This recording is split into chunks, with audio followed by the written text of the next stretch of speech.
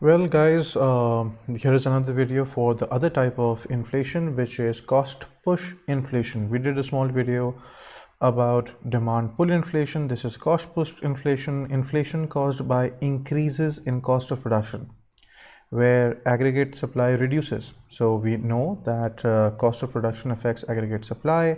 If the cost of production rises, profitability may reduce, people may start leaving the market, and aggregate supply will reduce as a result. Output will also fall and prices will increase. And this is going to look something like this, that if I draw my macroeconomic diagram, I have output on the x-axis, price levels on the y-axis. Output can also be substituted for GDP or income. I have aggregate demand and AD, and which intersects AS1 or aggregate supply 1 at the price level of P1, and the currently produced output level is Y1.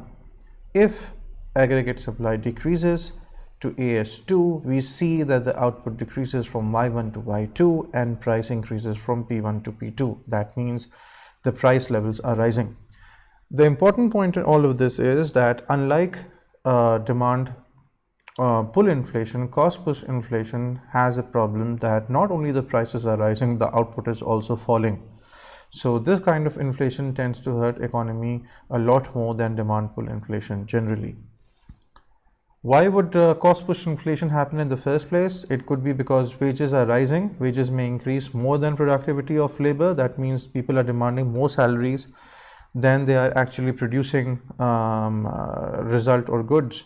So average cost to the businesses may rise, profit margins may shrink, some producers may leave the market because they may not be able to influence the price, and such kind of producers are known as price takers.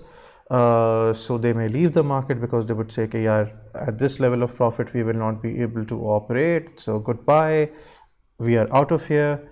Aggregate supply will decrease, price levels will start to rise.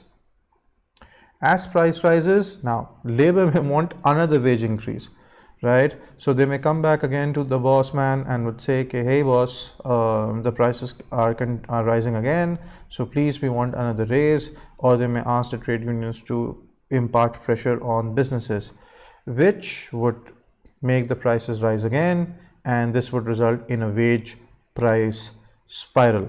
That wages will drive up prices and the prices will drive up wages, and this may continue for some time.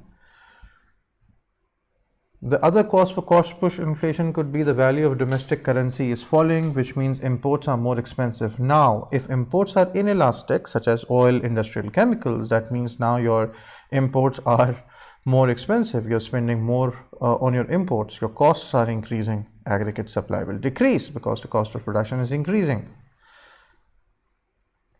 An increase in indirect tax. So for inelastic goods, a tax burden can be passed on to the consumer, prices will rise, and this may result in inflation.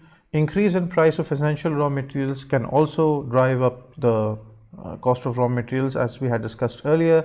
Prices of transportation and energy rises, average cost to the businesses will increase. Now it is becoming more expensive to produce, profit margins may shrink, prices will rise. So this is about it, and I hope this helps.